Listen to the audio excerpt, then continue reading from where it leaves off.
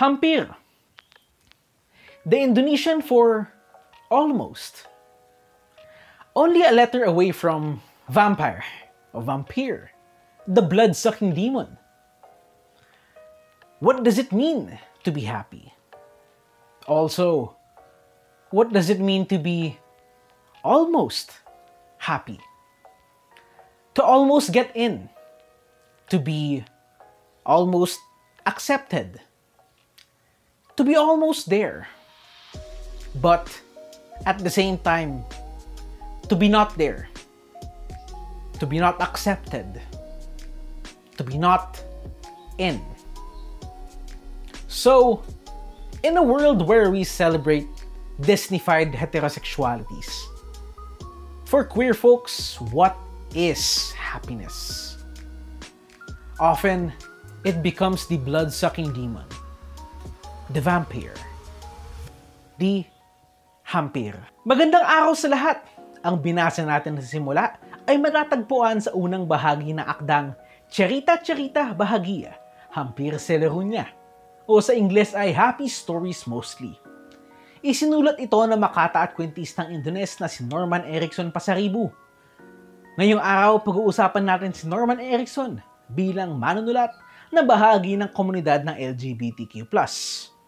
At ano ang sinasabi ng kanyang mga panulat sa kasalukuyang estado ng komunidad nila. Ako si CJ at ang episode natin ngayong araw ay pinamagatang si Norman Erickson Pasaribu at ang mga muntikang karanasan sa pagtanggap ng lipunang Indones sa komunidad na LGBTQ+. Tatalakayin natin ang buhay at panulat ni Norman Erickson Pasaribu at ang papel ng kanyang mga akda sa lipunang Indones. Kilala si Norman Erickson Pasaribu bilang queer writer ng kontemporanyong panitikang Indones. Kilala siya bilang manunulat, tagapagsalin, editor at kwentista. Siya ay pinanganak sa Jakarta, Indonesia noong 1990. Bahagi siya at ang kanyang pamilya ng pangkat ng mga Toba Batak na kilala bilang mga nauna pang pangkat etnolinguistiko sa Indonesia na nanindigan laban sa pananakop. Si Norman Erickson ay isang Katoliko na nagsusulong ng pagtanggap para sa mga kapwa niya komunidad ng LGBTQ+ bilang mga Kristiyanong paniniwala. Unang nakilala si Norman Erickson sa kanyang koleksyon ng maikling kwentong Hania Kamu Yang Tahu Berapa, Lama Lagi Aku Harus Menunggu o Only You Know How Long I Have to Wait na nailathala noong 2014. Ang kanya namang unang koleksyon ng mga tula pinamagatang Sergius Mencari Bacchus na nailathala noong 2015 kung saan nakatanggap ito ng unang gantimpala sa Jakarta Arts Council's Poetry Manuscript Competition at itinanghal bilang finalist sa 2016 Katulistoa Literary Award for Poetry. Naisalin ito sa Ingles ng kanyang kaibigan na si Tiffany Chow bilang Sergius Six Bacchus na kinilala bilang 2018 Pen Translates Award. Noong 2017, ginawaran siya bilang Young Author Award mula sa Southeast Asia Literary Council. Ang mga linyang binasa simula ng bidyong ito ay hinango sa kanyang koleksyon ng maikling kwento na Cherita Cherita Bahagia, Hampir sa Lerunya, na isinalin din sa Ingles na Happy Stories Mostly ni Tiffany Chow. Bilang bahagi ng kontemporanyong lipunang Indones, makasaysayan ang pag-iral ng isang manunulat na kagaya ni Pasaribu sapagkat pinag-uugnay na kanyang mga akda ang danas ng mga kapwa kasapi komunidad na LGBTQ+ mula sa kanyang pinanggagalingang pangkat, etnolinguistiko at kinaaanibang relihiyon na kung tutuusin ay progresibong pakikibaka para sa pagtanggap. Sa koleksyon ng mga tulang Sergius Six Bacchus, binanggit ng Heramondo Publishing na the collection furnishes readers with an alternative gospel, a book of bittersweet good news, pieced together from the poet's encounters with ridicule, persecution, loneliness, and also happiness. Sa isang panayam ng tanongin niya na sa inspirasyon niya sa pagsulat ng Happy Stories Mostly, kinilala niya ang danas na nararanasan ng mga kapwa kabilang sa komunidad na LGBTQ+, at ang kanilang paggigiit ng espasyo sa lipunang Indones. Ayon sa kanya, ang nagtulak sa kanya upang makapagsulat ng mga kwentong tumatalakay sa karanasan ng queer na mga Kristiyano. The heteropatriarchal capitalisms that forced us to keep bettering ourselves just so people would tolerate our queer lives, and how our hard-earned happy days could be gone in a flash by a co-worker cozily outing us, by someone in the neighborhood who saw us with our lover at the mall, or by someone framing us into the monsters that we aren't.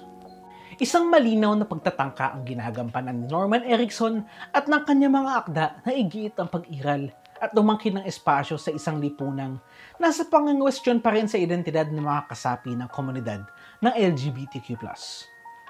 Kung susuriin ang estado ng LGBTQ+ sa Indonesia, hindi ito nalalayo sa parehong karanasan ng komunidad sa Pilipinas. Ibig sabihin, bagamat mulat ang lahat sa pag-iral nila, hindi pa rin sila kinikilala o tinatanggap ng iba. Kung halimbawa sa Pilipinas, kilala ang mga bakla sa iba't ibang larangan o disiplina, ngunit hanggang sa kasalukuyan, wala pa ring batas na kumikilala sa kanila. At sa tuwing may pagtatangkang sa batas ang SOGIE Bill o same-sex marriage, lagit-laging mayroong mabigat na pagtutol buhat sa mga institusyong panlipunan gaya na lamang ng mga personalidad na sa mga relihiyon.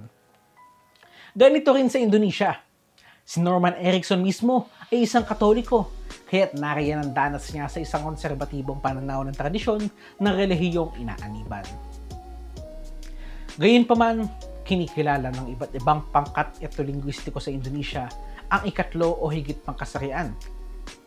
Halimbawa, ginagamit sa Indonesia ang terminong waria mula sa pagsasanab ng wanita o babae at priya o lalaki bilang pantawag sa mga transgender women. At sa mga ibang ritual na mga pangkat etnolinguistiko, may malaking papel ang mga waria. Ayon naman kay Graham, ang pangkat ng mga Bugis sa South Sulawesi ay may kinikilalang 5 kasarian. Ito ang Makunray, Aruane, Bisu, Kalabay at Kalalay. Ibig sabihin, maliban sa katotohang politikal na pagkilala ang pinaglalaban ng komunidad na LGBTQ+ sa Indonesia, humahalaw din ito ng paninindigan sa kultural na aspekto ng pag-iral ng mga sangkabaklaan bilang tunay na mga mamamayan ng lahing Indones. Sa pagsasanib ni Norman ng mga aral, tauhan at doktrinang Kristiyano sa kanyang mga akda, bilang lunsaran ng panawagan sa pagtanggap sa mga LGBTQ+, isa itong paglulugar at paggiit ng pag-iral na sa buhat sa katotohanan ng kailangan pang igiit ang kanilang sarili sa lipunang Indones. May pagnanais sa mga akda ni Norman Erickson na ipakita ang isang mundo kung saan maaaring maging masaya at matanggap ng buo ang komunidad ng LGBTQ+, habang kritikal na naghahapag ng kritika sa kasalukuyan nilang lipunan. Sa lipunang Indones, masasabi nating mayroong panakanakang pagtanggap sa sangkabaklaan. Subalit, kailangan pa rin maglangkap ng mga panitikang nagsisiwalat ng kanilang mga danas bilang lehitimong kalagayan ng mga LGBTQ+ sa Indonesia. Sa kabila ng mga diskriminasyon at hindi pagtanggap sa mga komunidad, lumulugar ang mga panitikan ni Norman Erickson bilang lunsaran ng kamulatan para sa pagkapantay-pantay ng lahat ng kasarian sa lipunan. Kung tutuusin, humahawan din ang mga akda ni Norman Erickson ng pagtagpo ng mga nasyonalismo at queer na pananaw, sapagkat may paglulugar ito ng pambansang danas at kultural na makikipagtunggali sa kapitalismo na nagpapahirap sa kalagayan ng mga kabaklang Indones. Sa kabuuan, lagit-laging iginigiit ni Norman Erickson na sa kabila ng ideolohiyang bumabalot sa maraming Indones, kaugnay ng pananaw sa mga LGBTQ+, silang mga Indones pa rin ay tumatangan ng militanteng pagtinding, hindi lamang para sa pantay na karapatan, kundi upang hamunin ng kapitalismo at imperialismo at ang konserbatibong simbahan. Ang mga akda ni Norman Erickson Pasaribu ay para sa lipunang nagsusulong ng muntikang kasiyahan sa sangkabaklaan at pinaalahanan tayo na hindi lamang dapat muntikan ng kasiyahan dahil sa totoo lang si Sergius ay naghahanap na rin ng Bacchus.